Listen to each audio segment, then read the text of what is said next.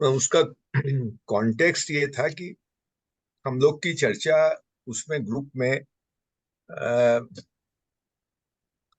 सामयिक राजनीति एक और आधुनिक लोकतंत्र डेमोक्रेसी पे काफी बात होती है।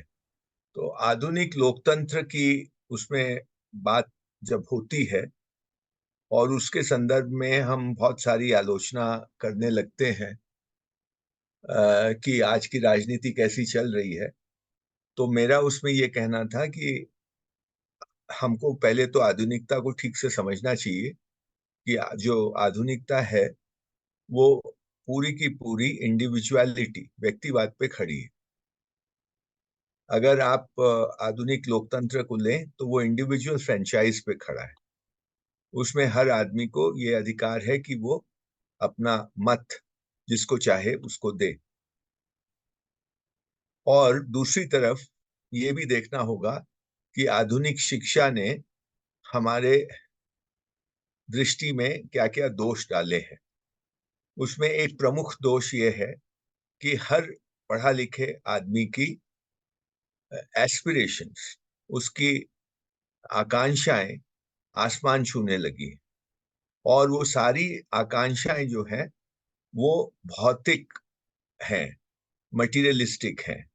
उसमें ये आकांक्षा नहीं है कि मैं ईमानदार बनूं, मैं स्वतंत्रता पूर्वक जीऊं, मैं क्या कहते हैं एक संतोष और शांति का जीवन जीऊं। ये नहीं है आकांक्षा। आकांक्षा जो है सारी की सारी वो है भौतिकवाद से जुड़ी हुई कि मेरे पास एक बढ़िया मकान हो, गाड़ी हो, घोड़ा हो, वगैरह वगैरह। तो और उसी से सक्सेस का मापदंड भी उसी से तय होने लगा है। ये मैं मानता हूं कि इसके लिए दो मुख्य जिम्मेवार हैं, एक है आधुनिक शिक्षा और एक है आधुनिक मीडिया। इन दोनों ने हर पढ़े लिखे आदमी के अंदर, करीब करीब हर आदमी के अंदर ये इस तरह की आकांक्षाएं पैदा करती है। अब जब आधुनिक लोकतंत्र जो है वो इन्हीं के जिनमें ये आकांक्षाएं पैदा हुई हैं, इन यही लोग वोटर भी हैं, यही लोग मतदाता भी हैं। तो नेचुरली ये उससे प्रभावित होते हैं कि कौन सा दल या कौन सा व्यक्ति इनको ज्यादा लुभा पाता है। मतलब मटेरियल सेंस में कि हम आपको मकान देंगे, हम आपका लोन फ्री कर देंगे, हम आपको हैन देंगे, तैन देंगे। ये तो ये इसमें निहित है, क्योंकि आपको चुनाव अगर जीतना है तो आपको लोगों की आकांक्षाओं को ध्यान में रखते हुए आपको उनको कुछ वादे करने पड़ेंगे। वो वादे सही है या गलत है, वो आप कर भी सकते हैं या नहीं कर सकते, ये प्रश्न दूसरा है। लेकिन ये आपकी बाध्यता है, आपको ये करने पड़ेंगे। तो मैं ये बात कह रहा था कि आधुनिक लोकतंत्र अपने आप में एक फ्लॉड आइडिया है, एक फ्लॉड सिस्टम है, क्योंकि इसमें ये सेल्फ परपेचुएटिंग सिस्टम है जिसमें आप बाध्य होकर के उनको चुनेंगे जो आपको गलत वायदे करेंगे या ऐसे वायदे करेंगे जो लॉन्ग टर्म में आपको और देश को नुकसान पहुंचाए। पर यह बाध्यता है।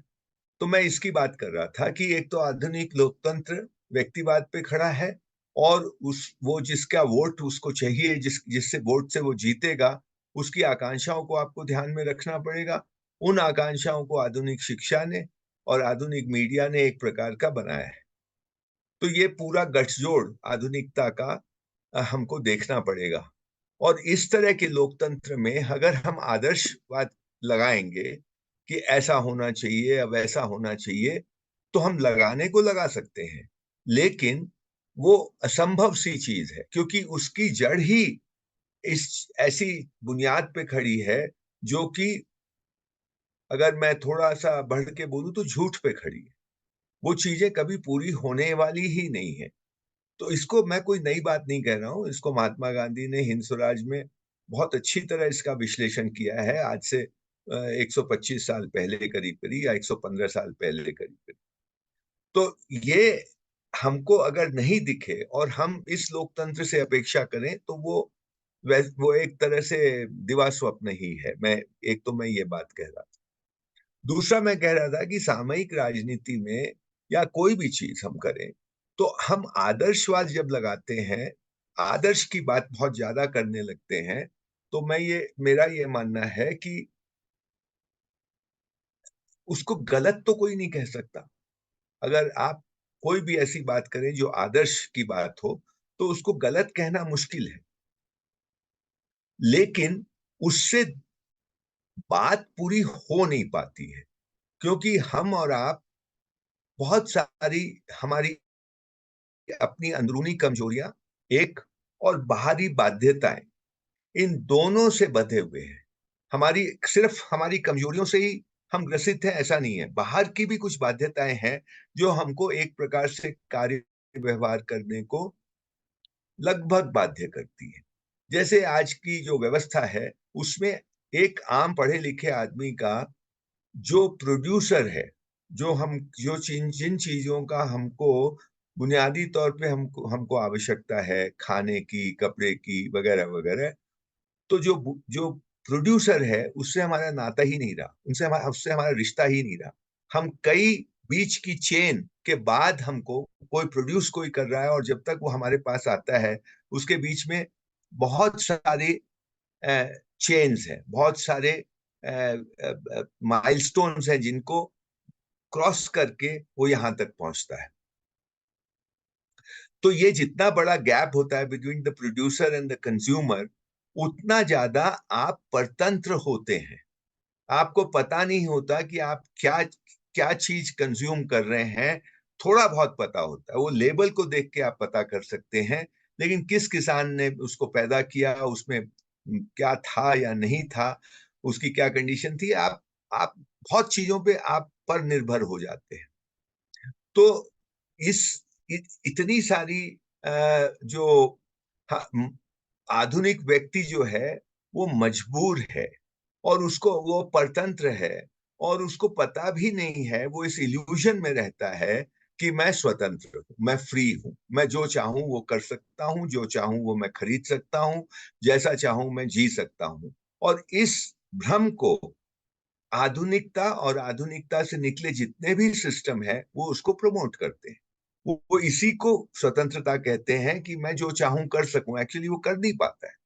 उसको जो बाजार में मिल रहा है उस और जो उसको दिखाया जाता है, उससे वो उसकी दृष्टि बंधी हुई है, और उसी के अंदर वो घूमता रहता है, और उसी को वो फ्रीडम कह रहा है।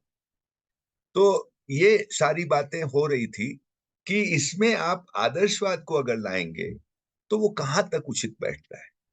आदर्शवाद जो है वो दूसरे को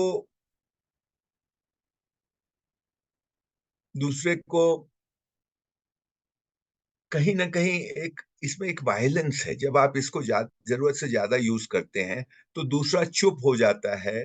दूसरा कोई अपनी अपनी बात को ठीक से रख नहीं पाता है, क्योंकि आदर्शवाद का इतना बड़ा उसका महिमा है कि उसके आगे वो अपने आप को बहुत छोटा पाता है। एक ईमानदार आदमी भी अपने को उसके सामने छोटा पाता है, तो वो खुलकर बात नहीं कर पाता। उसको ऐसा लगता है कि ये सारी की सारी जो कमी है, डिफरेंस बिटवीन जैसे वो जी रहा है और जो आदर्शवाद के हिसाब से जैसा जीना चाहिए, उसके बीच में इतना बड़ा गैप उसको दिखाई देता है। और उसको लगता है कि ये तो मैं ही मैं ही दोषी हूँ, जबकि ऐसा नहीं है। व्यवस्थाएं भी दोषी है, और उन व्यवस्थाओं के भी को के भी अगर हम मूल में जाएंगे तो आधुनिकता दोषी है। आधुनिकता का मतलब है जैसे हम जो जो सिस्टम्स में हम रह रहे हैं, और जिस तरह से आधुनिक व्यक्ति सोचने लगा है, जिस तरह से वो चीजों को देखने लगा है, जैसे उनका मूल्यांकन करने लगा है, जैसे चीजों की वो समीक्षा करने लगा है, इन सब में त्रुटि आ गई है। और वो उसको पता ही नहीं है कि ऐसा हो रहा है। तो ये एक ऐसा मुझे लगता है कि चक्कर में हम फंसे हैं। उस चक्कर से निकलने का प्रयास होना चाहिए। वो प्रयास आदर्शवाद से तो नहीं निकलेगा, वो तो प्रयास निकलेगा बातचीत से। और जब कोई आदमी इसमें लगे और इसकी ईमानदारी से बात करे, अपनी कमजोरियों की भी और जो सिस्टम से इम्पोज जो बाध्यताएं हैं उसकी भी, तो इसका कोई तोड़ निकल सकता है। पर हम आदर्श को लाके तो इस चर्चा को हम बंद कर देते हैं।